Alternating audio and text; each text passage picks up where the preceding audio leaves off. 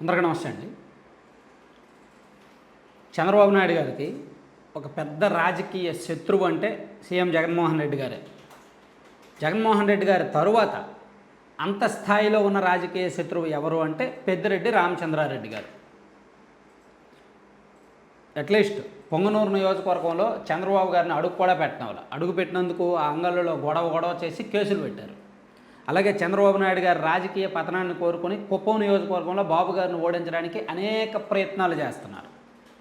కుప్పం నియోజకవర్గం బాధ్యత మొత్తం పెద్దిరెడ్డి గారిని ఎత్తున వేసుకొని చాలా వ్యూహాత్మకంగా చాలా జాగ్రత్తగా వెళ్తున్నారు.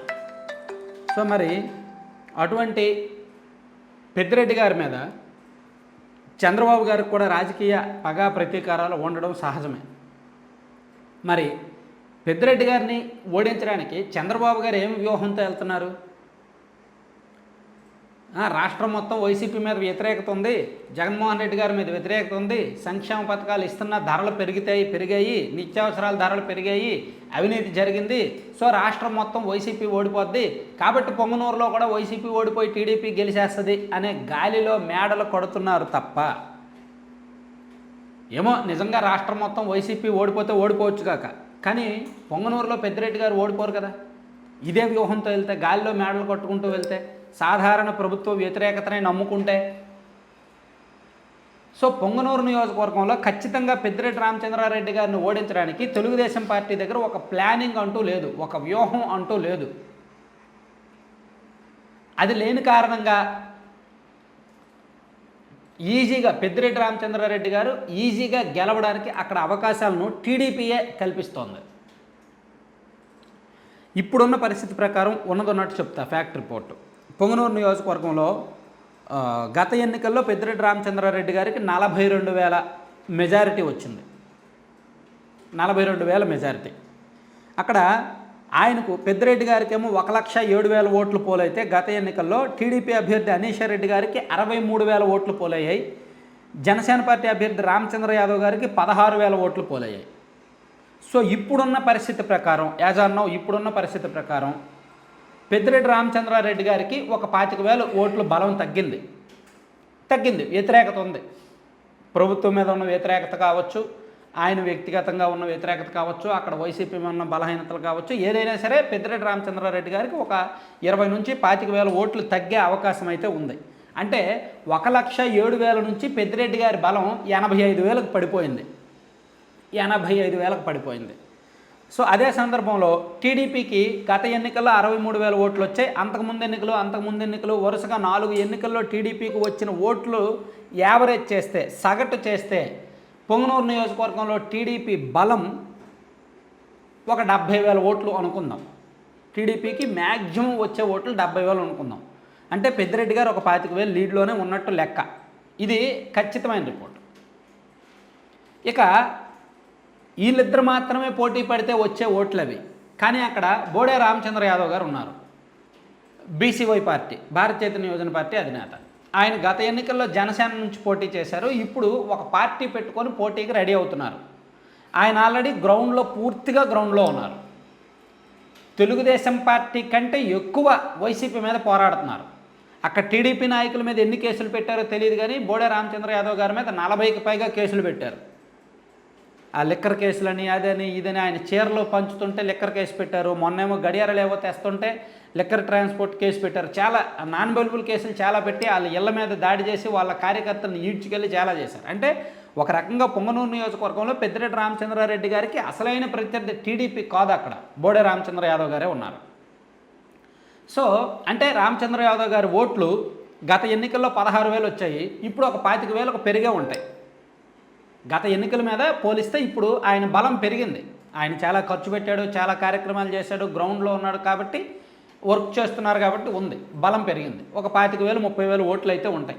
సొంత కమ్యూనిటీ ఓట్లు కావచ్చు, అలాగే బలిజల్లో ఉన్న సానుకూలత కానీ, బీసీ ప్లస్ బలిజల్లో అట్లీస్ట్ ఒక 25,000 నుంచి 30,000 ఆయన సొంత ఓట్ బ్యాంక్ ఉంది.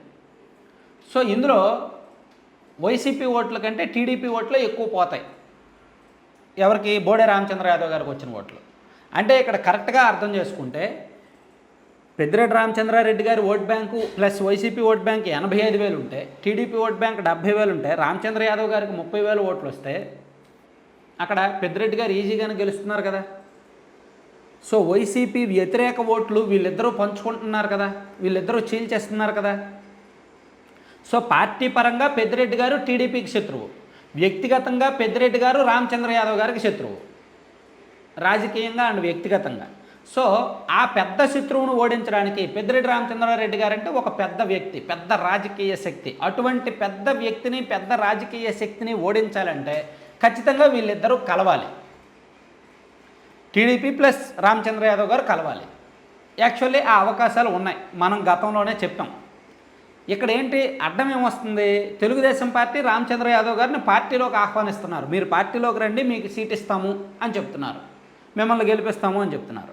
రామచంద్ర యాదవ్ గారేమో నాకు ఒక పార్టీ ఉండగా నేను మీ పార్టీలో చేరడం ఏంటి, మీరు నాకు మద్దతు ఇవ్వండి, మీ పార్టీ ఇక్కడ అభ్యర్థిని పెట్టకుండా నాకు మద్దతు ఇవ్వండి, ఇస్తే గెలుస్తాము, మీకు నాకు ఉమ్మడి శత్రువు. సో ఉమ్మడి శత్రువును ఓడించడానికి ఇద్దరం కలిసి పనిచేద్దాం.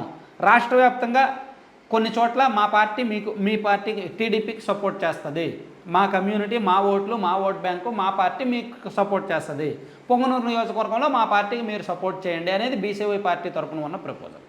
సో అటువైపు తెలుగుదేశం పార్టీ ఏమో పార్టీ సింబల్ అయితేనే, తెలుగుదేశం పార్టీలోకి వస్తేనే సీట్ ఇస్తాము, లేకపోతే ఇవ్వము అని చెప్తోంది. సో అక్కడ ఈ ఇద్దరి మధ్య ఉన్న చర్చలు సరిగ్గా జరగని కారణంగా, చర్చల్లో సఖ్యత లేని కారణంగా, ఒక సమన్వయం లేని కారణంగా, ఒక వ్యూహం లేని కారణంగా పెద్దిరెడ్డి గారికి ఈజీ అయిపోయిందనమాట. సో ఇప్పుడున్న లెక్క ప్రకారం చెప్తున్నా, వీళ్ళిద్దరూ విడివిడిగా పోటీ చేస్తే నిజంగా రామచంద్ర యాదవ్ గారు బీసీవై పార్టీ నుంచి, టీడీపీ నుంచి చల్లాబాబు గారు పోటీ చేస్తే ఇద్దరూ ఓడిపోతారు, 100% వాస్తవం. పెద్దిరెడ్డి గారు చాలా సునాయాసంగా గెలుస్తారు. ఆయన మీద వ్యతిరేకత ఉన్నప్పటికీ వీళ్ళిద్దరిలో ఎవరు గెలవరు అనే భయంతో ఓట్లు కూడా వేయరు. అదే వీళ్ళిద్దరూ కలిసి పోటీ చేస్తే ఇదిగో బలమైన శక్తిగా వీళ్ళు రూపాంతరం చెందారు, సో వీళ్ళకి మనం ఓటేయచ్చు అని చెప్పి న్యూట్రల్ వాళ్ళు కొంతమంది వీళ్ళకి ఓటేసే అవకాశం ఉంటుంది, గెలుస్తారులే అనే నమ్మకంతో. సో ఓడిపోతారు అనే భయంతో వీళ్ళకి ఓటైన వాళ్ళు కూడా గెలుస్తారు అనే నమ్మకం కల్పించి ఓటేయించుకోవడమే రాజకీయం. అటువంటి రాజకీయం పొంగనూరులో చేయడంలో రెండు పార్టీలు ఫెయిల్ అవుతున్నాయి. పైగా ఒకవేళ పొంగనూరు నియోజకవర్గంలో కనుక ఈ టీడీపీ కనుక ఆయనకు సపోర్ట్ చేస్తే ఆయనకు రాష్ట్ర వ్యాప్తంగా చాలా నియోజకవర్గాల్లో నెట్వర్క్ ఉంది. కందుకూరు కావచ్చు, కావలి, ఉదయగిరి కానీ, కనిగిరి, అలాగే చాలా నియోజకవర్గాల్లో జగ్గయ్యపేట లాంటి నియోజకవర్గాలు అయితేనేమి, అలాగే రాష్ట్ర వ్యాప్తంగా ఒక 15 నియోజకవర్గాల్లో బలమైన బీసీ ఓట్ బ్యాంక్ వాళ్ళకు ఉంది. సో వాళ్ళు కొన్ని చోట్ల అభ్యర్థుల్ని పెట్టినా పెట్టకపోయినా టీడీపీకి సపోర్ట్ చేయడానికి రెడీగా ఉన్నారంట. సో ఇలా ఈ పెద్దిరెడ్డి గారిని ఓడించడానికి ప్రపోజల్స్, చర్చలు జరుగుతున్నప్పటికీ తెలుగుదేశం పార్టీ మొండి వైఖరి కారణంగా సీటు కోల్పోయే పరిస్థితి వచ్చింది. అక్కడ నిజంగా పెద్దిరెడ్డి గారు గెలిస్తే, మళ్ళీ గెలిస్తే, వైసీపీ అధికారంలోకి వస్తే నియోజకవర్గంలో రామచంద్ర యాదవ్ గారు అండ్ పార్టీ ఉండలేదు, టీడీపీ అండ్ నాయకులు కూడా ఉండలేరు, ఇద్దరికీ ఆపదే. మళ్ళీ పెద్దిరెడ్డి గారు గెలిచి వైసీపీ అధికారంలోకి వస్తే ఈ రెండు పార్టీలకు ఆపదే, ఈ ఇద్దరు నాయకులకు ఆపదే. ఒకవేళ రామచంద్ర యాదవ్ గారు ఓడిపోతే వీళ్ళకి కాస్త నియోజకవర్గంలో వేరేలా ఉంటుంది.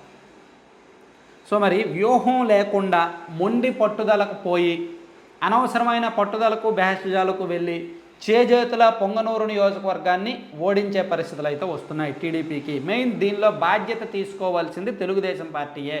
పెద్దిరెడ్డి రామచంద్రారెడ్డి గారు చంద్రబాబు గారికి సవాల్ చేస్తున్నారు, శత్రువు. సో ఆయన్ని ఓడించాలంటే చంద్రబాబు గారే అవసరమైతే 2-3 అడుగులు వెనక్కు వేయాలి.